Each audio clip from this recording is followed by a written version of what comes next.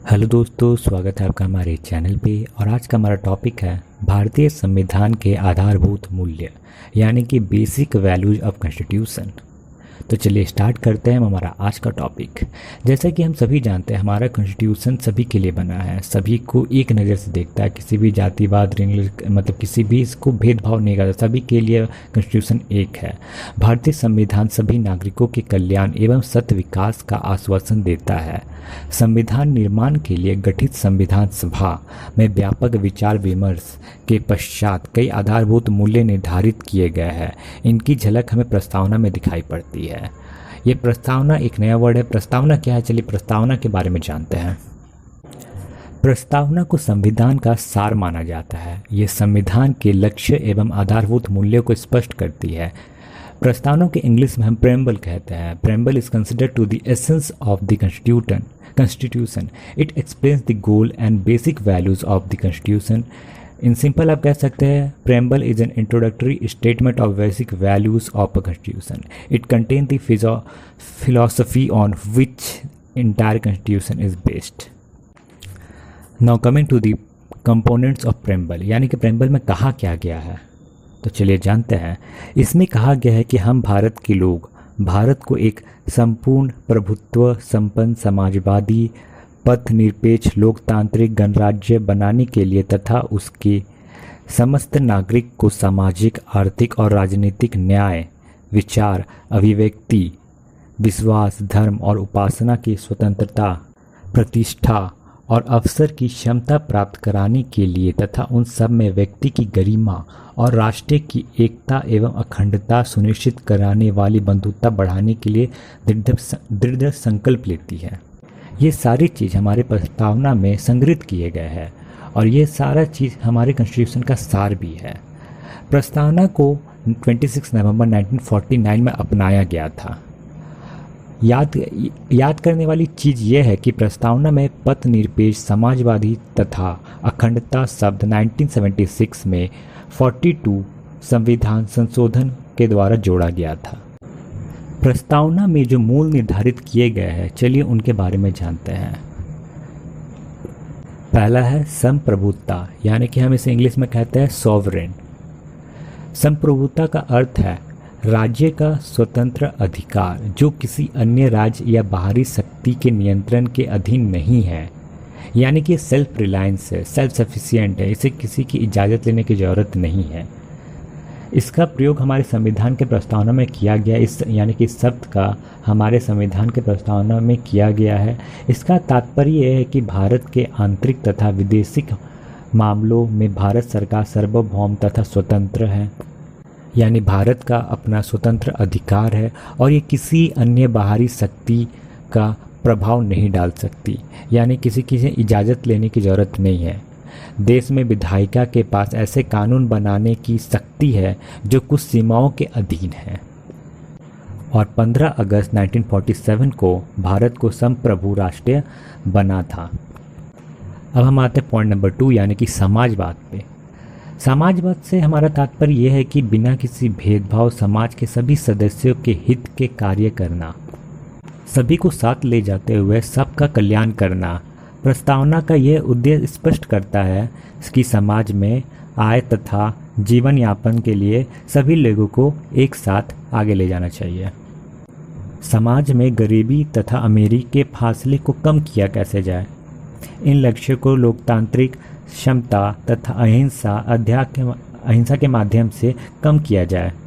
देश के विकास में सरकार के साथ साथ निजी व्यक्तियों को तथा संस्थाओं का भी समान योगदान होना चाहिए। हमारा तीसरा पॉइंट है धर्म निरपेक्ष या पथ निरपेक्ष, इसे आप सेक्युलरिज्म भी कह सकते हैं। इस शब्द का अर्थ है कि भारत में सभी धर्म को राज्य से समान सुरक्षा और समर्थन मिलना चाहिए।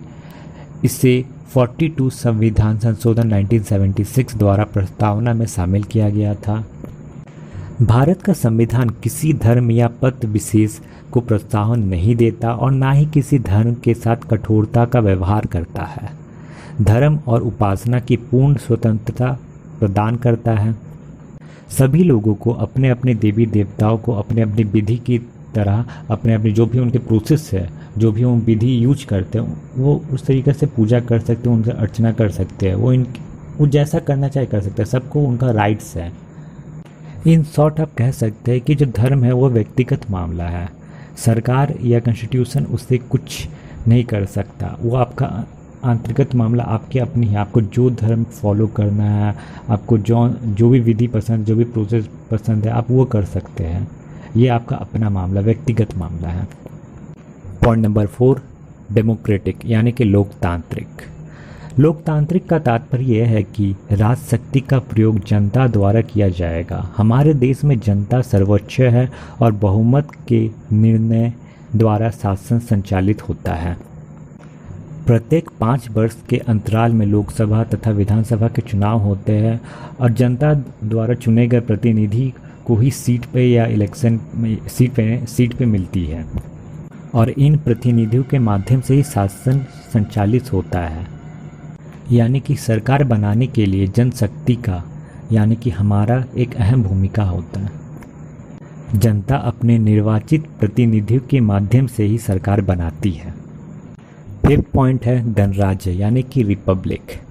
ये कहता है कि हमारा जो राज्य के जो मुखिया है यानी कि प्रेसिडेंट कह लीजिए, पीएम कह लीजिए, चीफ मिनिस्टर कह लीजिए, वो हमारे द्वारा चुना जाता है, ना कि उसे विरासत में गद्दी मिलती है। हम अपने प्रतिनिधि खुद चुनते हैं।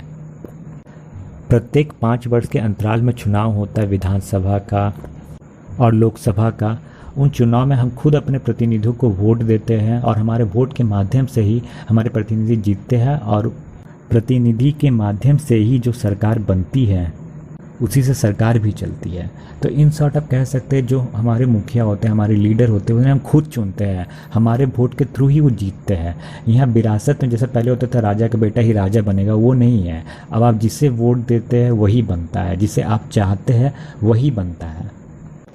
न्याय यानी कि जस्टिस। हमारे संविधान में सामाजिक, आर्थिक और राजनीतिक न्याय प्रदान करने की बात कही गई है। सामाजिक न्याय से हमारा तात्पर्य यह है कि संविधान में जाति, पंथ, लिंग, धर्म आदि किसी भी आधार पर भेदभाव के बिना समाज का निर्माण करना। आर्थिक न्याय का अर्थ है कि लोगों द्वारा उनके धन, आय और आर्थिक स्थिति के आधार पर कोई भेदभाव नहीं किया जा सकता। प्रत्येक व्यक्ति को समान पद के लिए समान रूप से भुगतान किया जाना चाहिए और सभी लोगों को अपनी जीवन यापन के लिए कमाने के अवसर मिलने चाहिए। राजनीतिक न्याय से हमारा अर्थ है कि सभी लोगों को राजनीतिक अवसर में भाग लेने के लिए बिना किसी भेदभाव के समान, स्वतंत्र और निरपेक्ष अधिकार होने चाहिए।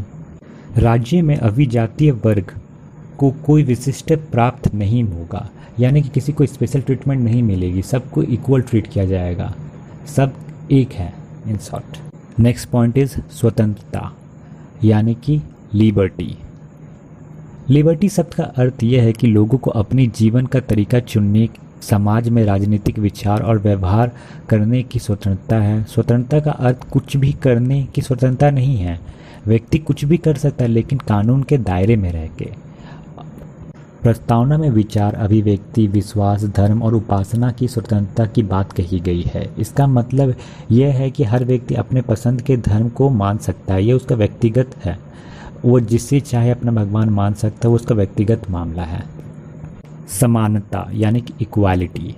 समानता से अभिप्राय है कि अपने व्यक्तित्व के समुचित विकास के लिए प्रत्येक नागरिक को समान अवसर उपलब्ध होना चाहिए।